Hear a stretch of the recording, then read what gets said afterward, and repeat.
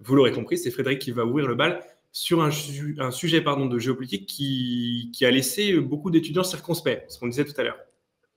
Oui, alors quel sujet ne laisse pas les étudiants circonspects en même temps? C'est normal, c'est un jour d'épreuve. Non, je ne suis pas ironique du tout. Quand le sujet est trop facile, on se dit mince, tout le monde a dit des choses. Lorsque le sujet est compliqué, c'est le cas ici, eh bien, on est parfois un peu circonspect, effectivement, en se disant qu'est-ce qui va se passer. Oui, Bon, alors, plusieurs choses. Donc, je rappelle le sujet. Peut-être tu peux le noter, Dim, dans le. oui, ouais, bien sûr, je vais l'écrire. Parce que là, le libellé est très important, hein. Donc, les arcs de crise dans le monde depuis le début de la guerre froide. Alors c'est un sujet alors, qui est intellectuellement passionnant, il faut quand même le dire. C'est probablement des premières fois où on a un vrai sujet de géostratégie. Hein. Alors, c'est vrai que la géostratégie, c'est l'étude, disons, de la géopolitique dans sa dimension un peu militaire, parce que la notion d'arc de crise est une notion donc très très liée en fait à la guerre froide et à la dimension militaire et stratégique de la guerre froide. Donc un sujet de géostratégie sur un vaste espace, et à vrai dire, je devrais dire, on va y venir tout de suite, de vastes espaces qui sont compris quelque part entre l'Afrique, le Moyen-Orient, voire la totalité de l'Eurasie. Et puis sur une vaste période, hein, puisqu'on démarre en 45, en 47, si on stricto sensu, on démarre avec vraiment le début de la guerre froide avec les deux doctrines. Donc, ça présente évidemment beaucoup de difficultés. Ça veut dire que c'est un sujet qui joint, on va parler en termes de cuisine, des cours de première année, des cours de seconde année, cours de première année, la guerre froide, le tableau du monde contemporain, cours de deuxième année, notamment géopolitique de l'Asie, géopolitique du Moyen-Orient, géopolitique de l'Afrique, et puis évidemment des puissances qui entrent en lice là-dedans, qui interviennent, la France, les États-Unis, l'URSS, la Chine aujourd'hui, etc. Voilà, donc ça c'est tout à fait, donc c'est un sujet très discriminant, disons-le. Alors je tiens à rassurer les étudiants et les étudiantes qui nous écoutent, hein. Moi je suis membre du jury de l'ESSEC depuis avant qu'ils naissent, Trop avant longtemps, trop qu'ils longtemps. naissent maintenant, très très longtemps. Selon les années, les sujets sont plus ou moins faciles, bien sûr. Nous arrivons toujours aux mêmes moyennes. Je tiens à le dire pour les étudiants qui sortiraient un peu ce soir rincés en disant mon Dieu, c'est fini. Nous sommes tenus, pour des raisons d'égalité entre les matières, notamment avec le VSH, à avoir en 11 de moyenne, avoir un écart type, hein, de 3, 3,5 au moins, à avoir un certain nombre, une belle gaussienne, hein, avec donc des notes jusqu'à 20, il y en aura, bien sûr. Donc je tiens à rassurer les étudiants, nous notons en relatif, un petit peu comme les mathématiques, vous savez très bien que dans les sujets sont très très durs, on peut avoir 20 sur 20 en ayant fait 2 tiers de l'énoncé, voire parfois certaines années un peu moins. De même ici, nous mettrons d'excellentes notes à des copies qui n'auront pas vu tous les aspects. Il s'agit d'un sujet discriminant. L'idée des sujets discriminants, c'est pas de nous interdire de mettre des bonnes notes, c'est nous permettre de bien étalonner, hein, les notes. Lorsque le sujet est trop facile, les copies se ressemblent beaucoup, et alors à ce moment-là, on va faire des distinctions sur des têtes d'épingle. Mm. C'est pas une bonne chose pour les candidats. Il vaut mieux un sujet discriminant qui permette tout de suite, c'est bien de faire une belle gradation de notes, et surtout de nous dire, je n'ai pas raté, j'ai pas raté la copie. Je suis sûr que cette copie vaut 7-8, je suis sûr que celle-ci vaut 16-17. Hein, et pas avoir d'état d'âme en disant, mon Dieu, le sujet était assez facile, les copies se ressemblent beaucoup, je vais faire des distinctions sur Ouais, tel point de l'orthographe, grammaire, la rigueur l'orthographe, des exemples. voilà, la graphie, des fois, j'ai pas bien lu, bon, j'ai pas réussi à lire, etc. Bon, donc ça doit en fait rassurer les candidats. Très bien. Alors, puisqu'on a peu de temps, allons à l'essentiel.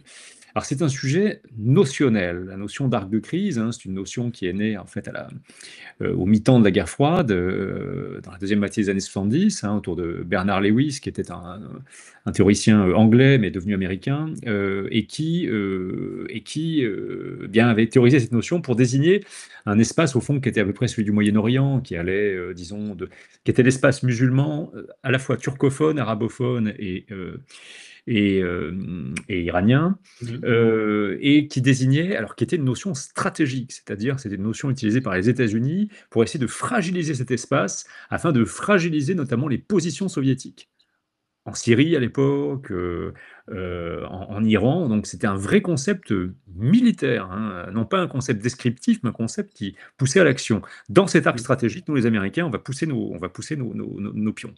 Donc ça c'est tout à fait important. Donc une chose qui est frappante et qui a été vue d'ailleurs dans les documents, c'est que, et ça constituerait à mon avis, une fois après avoir défini cette notion, probablement le paradoxe de l'introduction, c'est que cette notion d'arc de crise, en fait, derrière cette notion, il y a une grande diversité d'espaces, On y met le Moyen-Orient, jusqu'à AFPAC, parfois jusqu'à au-delà de l'Indus. On a vu une grande carte qui bordait un arc de crise quasiment de Lisbonne jusqu'à Shanghai, qui englobait la totalité au fond du pourtour eurasien.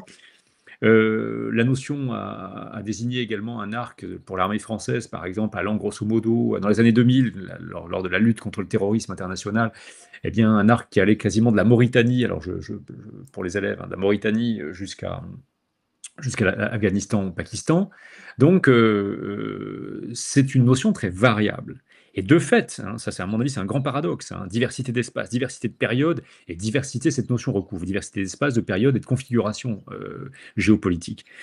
La problématique qui vient derrière, et que j'aurais traité telle quelle, c'est de savoir si au fond la notion d'arc de crise, derrière une telle diversité, désigne un concept stratégique et géostratégique opérant, ou au contraire, s'il ne s'agit pas d'un mot valise.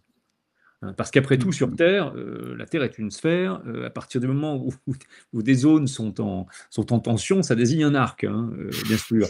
Donc, il y a des maths que de la géopo, ça. Enfin, de la topologie. Oui, tu vois, en quelque sorte, la question est là. Est-ce que c'est une notion absolument opérative, bien sûr, ou au contraire, est-ce que c'est pas un mot valise qui, à force de désigner des réalités tellement différentes, en fait, en quelque sorte, épuise elle-même la notion. Alors, partant de là, moi, je pense que le plus simple, alors évidemment, il ne faut pas faire un plan chronologique. Le plan chronologique, d'abord, il faut en général l'éviter, un grand 1, grand 2, grand 3, parce qu'on tombe dans du récit. Il y avait un ancien inspecteur général qui, il y a très très longtemps, dirigeait le jury ESCP, qui avait coutume de dire que le plan chronologique était une défaite de la pensée. Ce qu'il voulait dire par là, c'est non pas que la chronologie en soi est une défaite de la pensée, mais que les copies qui font un plan chronologique ont tendance à raconter avec des mots de liaison, et aussi, encore, après, ensuite, etc. Et pas donc, et pas cependant, et pas... Oui. Voilà. Elles ont tendance à raconter, narrer, réciter, plutôt qu'à démontrer, analyser, illustrer. Bon, ça c'est une tentation du plan chrono à laquelle il faut éviter. Moi, je pense que j'aurais adopté une forme de plan un peu thématique, en voyant d'abord que derrière cette notion, un grand 1 sur une notion, l'arc de crise, une notion certes, pour des réalités très diverses. Et j'aurais essayé de faire une typologie des espaces qui étaient concernés en écrivant, et là en donnant un petit peu de chronologie. La chronologie, je ne le fais pas dans 1, 2, 3, mais dans ABC du grand 1, en quelque sorte. En disant que derrière cette notion des réalités diverses, avec par exemple à l'origine, grand 1, grand A, un concept stratégique, géostratégique des années 70, que les États-Unis mettent en avant pour combattre l'URSS, qu'à l'âge post-guerre froide, eh bien, il s'agit d'un concept qui se dilate dans le cadre de la guerre contre le terrorisme, et qui, d'ailleurs, pour l'armée française et l'armée américaine, finalement, va quasiment de l'Afrique, de l'Atlantique, en fait, de la Mauritanie jusqu'à AFPAC. Et puis aujourd'hui, que cette notion désigne une réalité raccourcie, en quelque sorte, de la zone, disons, de la Somalie-Éthiopie jusqu'à AFPAC, Afghanistan, Pakistan, au fond, désigne une zone de désordre, tout simplement. Voilà. Bon, donc c'était une zone, en quelque sorte, un concept stratégique pendant la guerre froide. A, B, un concept, encore une fois, stratégique dans la lutte contre le terrorisme. Et puis C, aujourd'hui, finalement, une réalité désignant une zone de désordre. Alors, partant de là, si j'arrive à ça à la fin du grand 1, la question, c'est au fond, mais alors, est-ce que vraiment c'est opératif ou pas? Grand 2, quels sont les déterminants de cette notion? Qu'est-ce qui lui fait son ciment, en quelque sorte? Bien, je dirais, et c'est là que j'utilise, par exemple, le document relatif au Rimland et à Spikeman, c'est-à-dire que je vais expliquer que pour les géopolitologues, eh bien, puisque je mettrai en grand 1, en grand 2, grand A, que c'est un concept qui est très lié à l'origine de la guerre froide, les géopolitologues donnent un ciment et de la compréhension. Ce qu'ils expliquent, c'est que, eh bien, dans la lutte États-Unis-URSS, les États-Unis ne sont pas en Eurasie, et les États-Unis ont privilégié, dans la logique de Spikeman, la lutte indirecte contre l'URSS en cernant un vaste espace, une sorte de ceinture, un arc, si tu veux, afin de ceinturer l'URSS, qui passait notamment par des alliances. L'OTAN, l'OTAS, le pacte de Bagdad, notamment. Donc autant d'alliances qui expliquent que les tensions se déroulaient le long de l'alliance. Et d'ailleurs, le texte de Brzezinski en parle. Première crise de la guerre froide, Berlin. Première guerre de la guerre froide, la Corée, de part et d'autre de l'arc. L'arc dans lequel, d'ailleurs, s'explique 20 ans plus tard, 30 ans plus tard, ne s'explique pas, mais se déroule, la guerre d'Afghanistan. En fait, un très très grand nombre de guerres de la guerre froide sont des guerres qui se déroulent dans ce vaste arc périphérique Voilà. Donc ça sera un A. En B, j'expliquerai au fond que cette notion eh bien, illustre aussi l'affaiblissement des États-nations, parce que la plupart du temps, les guerres qui sont livrées ou les tensions qui sont livrées dans cette zone sont des tensions non pas liées à l'expression de la puissance d'un État de la zone, mais plutôt à son effondrement. Le Vietnam, la Corée, un État divisé en deux, l'Allemagne, un État divisé en deux, l'Afghanistan, un pays qui s'effondre. Et puis, troisième élément qui donne du corps à cette notion, donc c'est un concept qui est lié à la guerre froide, avec cette notion de Dreamland, c'est un concept, au fond, qui illustre aussi l'affaiblissement des États le long de cet arc, ou ces arcs d'ailleurs. Eh Mhm. bien, je dirais, au fond, que c'est aussi un concept occidental, stratégique, qui a justifié l'interventionnisme, d'ailleurs, au risque de l'aggravation des crises. C'est-à-dire que les États-Unis ont défini un arc de crise, et les Occidentaux, dans lesquels ils sont intervenus, dans cette ou ces arcs, parce qu'on a vu dans le Grand 1 qu'il y en a plusieurs configurations, dans lesquels ils sont intervenus, au risque d'ailleurs d'aggraver en commettant parfois des massacres, en affaiblissant même la zone. Alors j'arriverai, après avoir dit, tu vois, en Grand 1 que c'est une notion qui recouvre des réalités diverses, que dans le Grand 2, il y a bien des éléments qui donnent corps à cette notion. J'arriverai quand même dans le Grand 3 en disant que finalement, faire une sorte de bilan sur cette notion, moins pertinente aujourd'hui probablement qu'au moment de la guerre froide, parce que finalement, quand on regarde ce qu'est l'arc de crise aujourd'hui, ça englobe des réalités qui ont peu à voir. Je veux dire, entre la guerre civile en Éthiopie, l'effondrement de la Somalie, par exemple l'Iran qui est sous tension, l'Afghanistan dans lequel les États-Unis sont intervenus pendant 20 ans et qui était au Taliban, qui est à nouveau au Taliban. Euh, Bon, ou par exemple, même des zones en Asie centrale qui sont fragilisées, derrière, il n'y a quand même pas beaucoup d'unité. Les tensions en Médor, en Méditerranée orientale, la guerre de Syrie, la guerre civile de Syrie n'a absolument rien à voir, par exemple, avec les talibans en Afghanistan. Donc il faudrait montrer dans un troisième temps qu'attention, derrière cette notion quand même aujourd'hui, elle a une plasticité telle qu'elle englobe en réalité des réalités géopolitiques locales qui ont peu à voir.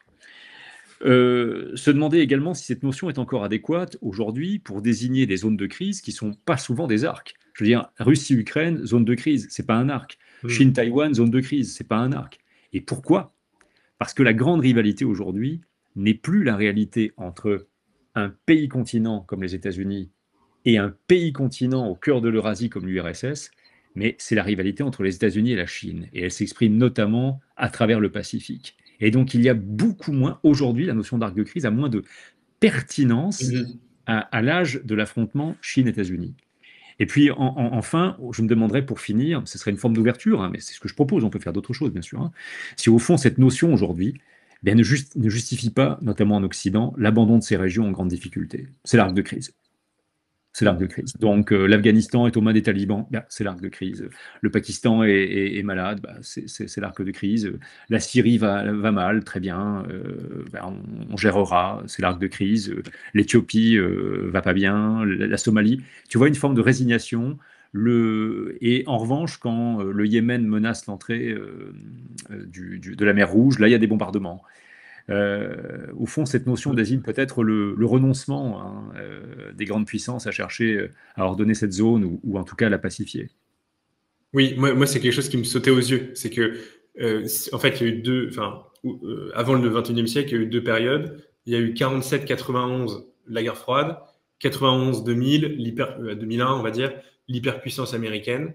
Et dans les deux cas, il y a eu énormément, pour des raisons diverses, d'interventions dans cette zone. C'est Et vrai, excepté effectivement la première guerre de Corée, où effectivement la Corée du Sud s'est quand même formidablement relevé de cette guerre, bah, finalement, tous ces pays qui ont été le théâtre de l'affrontement des grandes puissances s'en sont retrouvés finalement assez mal lotis finalement. absolument, L'Afghanistan a été exsangue, la Libye c'est pareil, la Somalie c'est pareil. Enfin, il n'y a même pas de contre-exemple à vrai dire à ça. absolument, absolument. Et j'arriverai là-dessus finalement, qu'aujourd'hui, en quelque sorte, l'arc de crise désigne en quelque sorte une zone en grande partie en cendres, qui n'a plus de réalité stratégique, serait ma conclusion, appelant à une intervention. Dire, Trump dit bon, les Yéménites font ça, les Houthis, bon, très bien, je les bombarde, attention, je menace l'Iran. Mais on voit bien derrière qu'il n'y a plus de stratégie doctrinale. Et en quelque sorte, pour répondre à la question, concept stratégique ou mot valise, eh bien, je trancherai en conclusion, puisque la conclusion doit répondre à la question posée en introduction, en disant qu'à l'origine, c'était bien un concept stratégique, mais qui a perdu aujourd'hui en substance, et qu'à bien des égards aujourd'hui, ça désigne un mot valise, voire en quelque sorte la somme des renoncements des puissances occidentales après 80 ans d'activisme, très souvent, qui ont eu comme conséquence eh bien, de laisser ces espaces presque plus désunis qu'ils n'étaient. Absolument. Mais tout ça est compliqué. J'ai dû quand même poser mes fesses et réfléchir un peu avant de produire un plan. Encore une fois, il ne faut pas que ça fasse peur aux candidats. On jugera les copies, comme toujours, à leur capacité. Reprenons l'essentiel de l'essentiel derrière ce commentaire. À leur capacité à définir clairement les termes du sujet, c'est-à-dire les notions clés, arc de crise, hein, le début, ici, notion, espace, période. Justifier cela, essayer de produire un plan dans lequel les trois parties produisent de la clarté. Plus le problème est compliqué, plus le plan doit être clair, et la subtilité des exemples, eux, proviennent dans les sous-parties. Voilà. Ouais, c'est ça, parce que c'est encore plus pernicieux que ça, c'est que c'est un sujet difficile qui a l'apparence d'un sujet facile.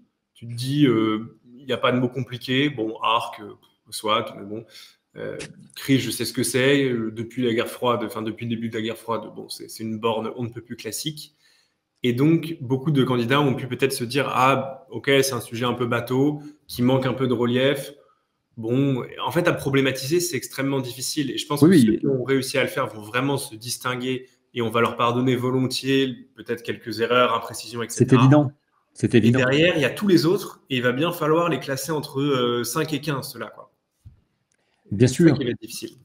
Oui, bon, je vais te dire, j'ai toujours le sentiment que, pour moi en tout cas comme correcteur, il est plus facile de classer avec assurance sur un sujet difficile que sur un sujet facile où, encore une fois, on a énormément de copies qui se ressemblent et le sentiment de dire oh, mon Dieu, là, 8, 9, 10, 11, 12, bon, etc. etc. Ouais, ça se vaut, quoi. Ou parfois c'est sur des têtes d'épingle. Là, encore une fois, il ne faut pas que les candidats. Il faut assimiler ce sujet, je pense, à un sujet de mathématiques très exigeant, tu sais. Qui va permettre de faire la différence. Et aussi, n'oublions pas, on est des profs et les membres du jury sont des professeurs. Donc, nous avons à cœur de valoriser le travail fait par les étudiants. Il ne faut pas que le sujet soit ressenti comme une sorte de punition après 2 ans ou 3 ans de prépa, sur le mode je m'étais préparé à tel espace et puis j'ai quelque chose. Bien sûr, nous valoriserons les bonnes copies, on voit tout de suite les copies qui ont travaillé, on voit les élèves qui sont sérieux, il faut aussi il faut vraiment se rassurer. En tout cas, Mm. c'est peut-être un exercice qui a surpris les candidats. Il faut surtout pas se laisser désarçonner et se dire, si vous avez des sujets proches dans d'autres disciplines d'ailleurs, hein, je pense aux dissertations de culture générale ou autres, en discipline de dissertation, disons, si vous avez des sujets qui vous semblent très très surprenants, ne vous laissez pas désarçonner. S'ils sont surprenants pour vous, ils sont surprenants pour tout le monde. Je ne pense pas qu'il y ait un prof en France qui ait donné un concours blanc dans l'année. Je pense pas. Voilà, Ouais, les arcs de crise. Donc, on est tous à égalité. Dans ce cas-là, on reprend les règles, je définis notion espace-période, j'avance avec. Enfin, encore une fois, l'idée de dire une notion des réalités différentes. Quentin. Grand 2, effectivement, il y a des éléments qui donnent du ciment à cette notion. Mm. Mais pour autant, aujourd'hui, de plus en plus, surtout à la période très contemporaine, eh bien, on est passé de la stratégie au mot valise parce que cette notion, finalement, désigne des espaces en difficulté, voire des espaces que l'on a abandonnés, puisque eh bien, ce sont des espaces de crise. Mm. Mais Pas c'est drôle facile. parce que je pense que c'est la première fois que l'ESSEC fait à ce point-là un sujet purement de géostratégie, en tout cas Oui, à ma oui, connaissance. oui, absolument. Et c'est une vision de la géopolitique qui est occidentale, mais même surtout américaine, qui est plus opérante que la géopolitique qu'on peut pratiquer en France. Absolument. J'ai l'impression en tout cas. Absolument, hein, puisque bon, là c'est très clair. Hein, c'est pour ça qu'à un moment donné, moi j'avais introduit une partie qui s'appelle un concept stratégique occidental. Et voire même, tu as raison, Oui, américain. américain. Enfin, C'est quelque chose qu'on ne dit pas assez, mais nos théoriciens à nous sont très très peu lus parce qu'ils écrivent en français. Il faut lire Foreign Affairs pour comprendre un peu comment se pense le monde, en tout cas occidental, hein, puisque ces concepts sont en fait pensés par les États-Unis, non pas comme des exercices intellectuels, mais comme des concepts opératoires, voilà. qui permettent d'agir. Le Rimland, c'est une réponse aux théories de Mahan et Mackinder. Mahan Oui, du disait Heartland du début du XXe siècle en fait. Oui, Mahan disait que les puissances fortes étaient les thalassocraties. Mackinder répondait au contraire qu'il fallait maîtriser en gros le cœur central de l'Eurasie pour maîtriser le monde. Et Spikeman, en 1944, dans un livre qui est sorti post-mortem, d'ailleurs il est mort un an avant, mais Spikeman explique qu'au fond, le débat entre terre et mer ne doit pas se poser comme ça. Selon lui, pour maîtriser l'Eurasie, il ne faut pas maîtriser les mers ou maîtriser le cœur de l'Eurasie, il faut maîtriser ce Rimland, c'est-à-dire ce territoire frontalier qui va de l'ouest de l'Europe, hein, de l'Europe atlantique en quelque sorte, de l'arc atlantique jusqu'à l'Asie, jusqu'au Japon, et qui permet, quand on le maîtrise, eh bien, de maîtriser l'espace intérieur. Et dans la tête de Spikeman, Spikeman est le grand penseur du réalisme américain, eh bien, dans sa tête à lui, c'est un concept que doivent appliquer les États-Unis pour ceinturer l'URSS. C'est pas un concept intellectuellement intéressant, etc. Oui, c'est ça. Et qui est pas, comment dire, théorisé a posteriori, qui est théorisé au moment où justement il doit être opérant. Absolument, absolument. 44, et c'est celui que utilise finalement, eh bien, enfin, en tout cas avec ses conseillers, Maître Truman, lorsqu'il décide de créer un réseau d'alliances. Encore une fois, on a l'OTAN en 49, l'OTAN en 54, pardon, je cherche le pacte de Bagdad, excuse-moi, La date en 55, c'est 55 Bagdad, hein, 54 l'OTAN, 49 l'OTAN. Voilà, c'est ça absolument. Voilà, donc un réseau comme ça qui ceinture notre URSS. Oui. Voilà, écoute. Bon, en fait, tu as été très efficace pour un sujet, ma foi, fort compliqué. On peut prendre peut-être quelques questions avant de laisser la main à David. Je sais qu'il y en a beaucoup qui trépignent d'impatience d'avoir les maths HEC tout de même, mais on va faire dit, voilà, de la géopo. Je trouvais une question intéressante d'Anaïs ici. Évoquer les crises plus générales de notre époque, type Covid, et dire qu'on ne peut clairement pas parler de dark puisque c'est généralisé. Est-ce que c'est hors sujet ou pas? Oui, c'est quand même hors sujet, parce que l'arc de crise, on pouvait disons, discuter cette notion, mais avec des concepts géographiques, en disant que toutes les crises aujourd'hui que les grandes crises actuelles ne répondent pas à des logiques d'arc et de diffusion. C'est très clair. Alors maintenant, effectivement, on peut. Je pense à autre chose qui n'était pas cité, mais le The Economist en 2014 avait publié un article où il parlait de l'Europe en disant que l'Europe était entourée non pas d'un arc, mais d'un ring, d'un anneau, un ring of fire, un anneau de feu. Pourquoi pas le mentionner, ça? Il montrait par exemple qu'à l'époque, en 2014, depuis la Crimée d'ailleurs en 2014, et on est dans le sillage des révolutions arabes, effectivement, l'Europe qui avait signé des accords de partenariat orientaux d'une part, et puis le partenariat avec la Méditerranée, pour sécuriser ces espaces, eh bien en fait se trouvait paradoxalement entouré d'espaces en insécurité, en crise. Donc là, c'est possible. Mais là-dessus, Covid, attention, on ne peut pas dire, oui, il y a des crises économiques aujourd'hui, la notion d'arc n'est pas opérante. Parce que là, on change la nature de l'objet, bien sûr. Ouais, ça semble aller dans le sens de la remarque de Nino qui dit, c'est ça, on est d'accord que parler de crise climatique ici, ça serait trahir la notion originale de crise qui était militaire et politique. Absolument. Oui, bien sûr, non seulement des crises militaires et politiques, et en outre, l'arc désigne bien, encore une fois, une notion géographique. On peut nuancer la pertinence géographique de l'arc en adossant d'autres exemples militaires géographiques, encore une fois. Je veux dire, Russie-Ukraine, Chine-Taïwan, et les rivalités Chine-États-Unis sont des rivalités qui sont bien militaires, politiques, militaires, économiques, globales, on va dire, mais qui ne ressortent pas à des logiques d'arc. Voilà. Bon, alors là, on se demande comment il a fait, mais Jacques qui nous dit, un camarade à moi m'a dit qu'il n'avait pas vu la fin du sujet. Bon, je ne sais pas comment il a fait parce qu'il y a peu de mots, mais pour le dire autrement, bon, est-ce que c'est si problématique de mal maîtriser la borne? On peut aussi, par moment, un peu l'oublier au milieu de la deuxième partie. J'espère que ça ne se verra pas beaucoup. Bien sûr, quand on commence en 47, c'est quand même un des critères d'appréciation. Vous commencez pas le 100 mètres, 50 mètres avant, ça ferait 150 mètres, on partirait de plus loin. Donc, bien sûr, maintenant, je ne sais pas de quels arcs il a pu, le candidat a pu parler avant de 1900 à 1947. Les Balkans, éventuellement, mais... J'en ai pas trop idée. Mais là encore, tu vois, la logique, par exemple, la guerre de 14 ne répond pas à des logiques d'arc, enfin la notion n'est pas opérante. Donc voilà, en tout cas, une chose quand même, quand on vous donne, n'oubliez pas que l'introduction, c'est le moment, j'ai deux choses à dire à cette remarque. L'introduction, c'est le moment où vous définissez notion espace-période, donc vous définissez bien les trois. Maintenant, Il y a des candidats, parfois sous le coup de l'émotion, qui lisent très vite les énoncés. Moi, je recommande toujours à mes étudiants de lire l'énoncé de gauche à droite, bien sûr, mais de le lire ensuite de droite à gauche, pour n'oublier aucun mot. Quand on lit de gauche à droite, on a une lecture rapide qui englobe, et parfois on peut oublier des mots. Quand on lit de droite à gauche, eh bien, on lit les mots, puisqu'on ne comprend pas ce qu'on lit, ça ne fait pas de sens, on les lit les uns après les autres. Oui, Voilà. absolument. Et c'est vrai que, bon, alors je ne sais pas comment ce candidat s'est débrouillé, mais c'est un bon conseil pour parfois ne pas partir Ne pas très vite partir, sur le oui, coup non, d'émotion d'accord. à côté, parce que en fait, c'est très dur de redresser la barre. Si Oui, ton intro ne va pas dans le bon sens, ça va être compliqué pour la suite, quoi. Les 3 heures d'après vont être pénibles. À partir de 10 heures, ça ça va va être être difficile. Il reste 2 minutes ou 3 minutes. J'aimerais juste répondre à une question qui est souvent posée, qui est sur la longueur des copies, pardon. oui. Un candidat ou une candidate, pardon, dit 9 pages, est-ce que c'est suffisant? Bon, vous savez que on nous demande souvent de ne pas dépasser 8 pages. Alors, en réalité, à l'ESSEC, en pratique, comme il n'y a pas de carte, on a souvent des copies qui font 8, 9, 10 pages, hein, bien sûr. Alors qu'à ESCP, du fait de la carte, généralement, les copies sont moins longues. Donc, Ouais. voilà, c'est tout. Il ne faut pas s'inquiéter, il faut essayer quand même, hein, pas faire en dessous de 7 pages, hein, même à ESCP. Les copies de 6 pages, 7 pages sont souvent des copies qui manquent un petit peu de jus, c'est-à-dire d'exemples qui ont permis d'illustrer le propos. Oui, c'est ça, c'est pas tant qu'il faut faire 9 pages ou 8 pages, c'est que si tu Non, fais pas 8 pages, a priori, il c'est manque des souvent le choses. signe qui manque des exemples, notamment. Le plan, c'est un squelette, évidemment, et les exemples sont les muscles, bien sûr, hein. Voilà, voilà.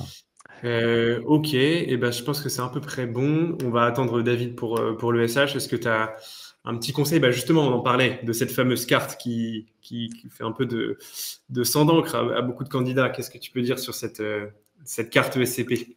Et bon, alors sur la carte ESCP, il y a toujours quelques conseils à donner. S'il vous semble que vous avez une carte en tête qui correspond à peu près au sujet, vous pouvez démarrer par la carte pour la mettre derrière vous, essayer, vous mettez du jus pour essayer de la faire en 45 minutes afin de garder un peu plus de 3 heures pour la dissertation.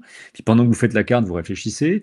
Si au contraire, il vous semble que la carte ne va pas de soi, eh bien, moi, ce que je vous conseille, c'est de commencer votre dissertation et puis de prendre une feuille à part, hein, pour noter tous les éléments que vous pourrez cartographier, puisqu'on sait bien qu'on peut dire des choses difficilement les cartographier, à contrario, cartographier facilement quelque chose qui demanderait des lignes et des lignes. Mm. Donc ça dépend un petit peu de la configuration du sujet et de ce que vous aurez en stock. Une chose encore, sur laquelle j'insiste, puisque François Bost, le président d'épreuve, l'a toujours dit, on peut tout à fait imaginer que vous ayez un sujet sur les ressources. On n'est pas obligé de faire à ce moment-là une carte sur l'ensemble des ressources. C'est fou. On ne peut pas faire à la fois le lithium, le charbon, l'eau douce, etc. Donc il est tout à fait possible de faire une carte qui illustre un aspect du sujet. Par exemple, les hydrocarbures ou le pétrole, virgule, un exemple de ressources stratégiques. Hein, et ensuite, on peut en faire mention sans commentaire, mais mention dans la dissertation, à un moment donné, en faisant un paragraphe sur le pétrole et en mettant CF, confère, point, carte ci-jointe, bien sûr. Hein. Mm. Donc, voilà, il n'y a pas de formule magique, ça va dépendre de ce que vous savez, mais en tout cas, ne négligez pas la carte, n'oubliez pas qu'elle est normalement traitée à 5 sur 20. On sait que ce n'est pas toujours le cas, et c'est normal, un candidat, pardon, un jury peut se dire, bon sang, la disserte est excellentissime, la carte est un peu plus faible, donc on peut s'arranger, mais Mm. elle est évaluée en tant que telle. Donc, ne négligez pas cet exercice. Une très belle carte vous apportera un surcroît dans la notation, bien sûr.